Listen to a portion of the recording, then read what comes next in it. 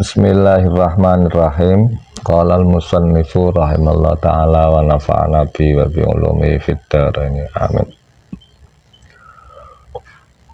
Kitab An-Nawadir lil Qulyubi, kitab cerita-cerita orang-orang yang diberi kemuliaan Allah Subhanahu wa taala, cerita-cerita keutamaan amalan dan lain sebagainya, karangan Imam Qulyubi. Cerita yang kedua yaitu keutamaan Qiyamul Lail atau sholat tahajud atau sholat malam. Diceritakan bahasanya ada seorang laki-laki membeli budak. Kemudian budak tersebut berkata kepada tuannya, "Wahai tuan, walaupun kamu membeli aku, tapi aku akan meladeni kamu, akan bekerja kepada kamu dengan 3 syarat. Yang pertama, syarat yang pertama, janganlah kamu melarangku untuk melakukan sholat, untuk melakukan ibadah ketika sudah masuk pada waktunya. Yang kedua, kamu boleh mempekerjakan aku pada siang hari, tapi jangan mempekerjakan aku pada malam hari. Yang ketiga, kamu berikan aku kamar atau bangunan atau tempat tersendiri yang tidak bisa dimasuki orang yang lain selainku, atau kamar khusus untuk aku, atau bangunan khusus untuk aku." Kemudian tuannya berkata kepada budak itu, "Ya, nggak apa-apa, aku menuruti syarat ini." Kemudian lihatlah, ini ada beberapa bangunan, aku mempunyai bangunan, punya kamar-kamaran, kamu lihat-lihat dulu. Kemudian budak tersebut melihat-lihat dan tertuju pada suatu bangunan yang jelek dan dia memilihnya. Dan tuannya berkata kepada dia, "Kenapa kamu memilih bangunan yang jelek padahal banyak bangunan yang bagus?" Kemudian budak tersebut berkata, "Wahai tuanku, apakah kamu tidak mengetahui bahwasanya bangunan yang jelek itu menurut Allah adalah bangunan yang bagus, bangunan yang megah, bangunan yang besar, dan kebun-kebun yang besar."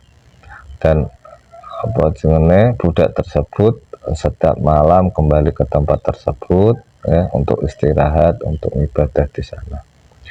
Dan pada suatu malam, tuan dari budak tersebut membuat pesta perkumpulan untuk makan-makan, minum-minum, untuk hiburan. Dan di pertengahan malam, dan teman-teman daripada tuan tersebut itu sudah pulang, dia berdiri dan mengitari kamar-kamar, mengitari rumah-rumah, bangunan-bangunan, dan matanya tertuju pada kamar budak tersebut.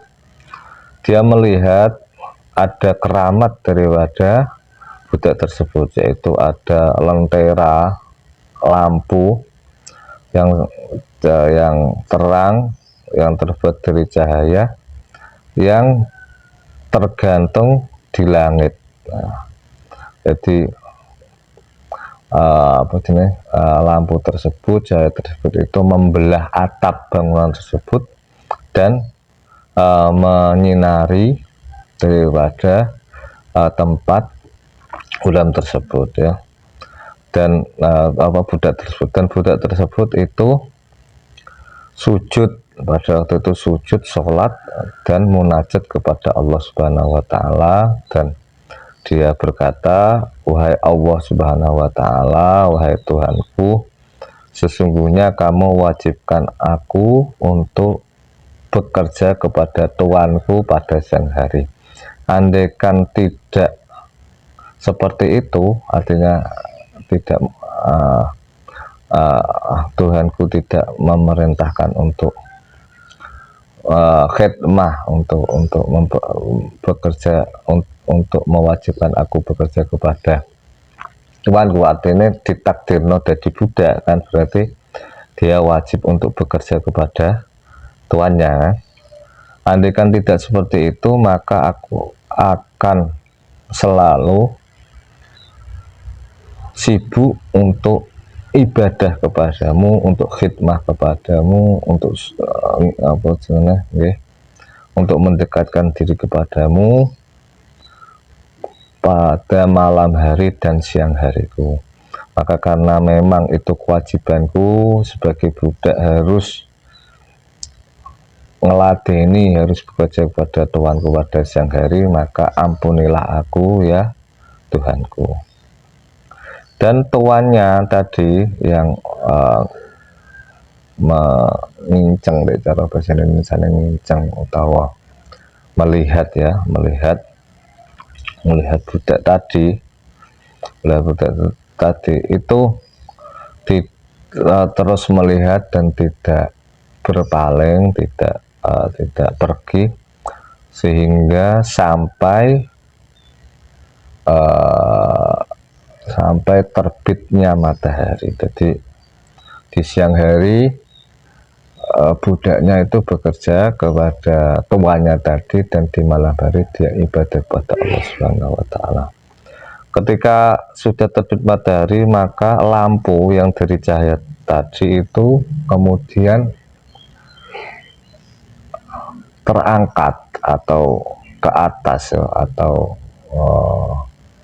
terbang ke atas, munggah, sama bahasanya munggah, dan payon atau atap tertutup lagi. Jadi asalnya masuk ke atap kemudian tutup, itu keramatnya, dari karomahnya, dari wajah budak tadi ya, yang selalu qiyamul lail, yang ibadah qiyamul lail atau tahajud.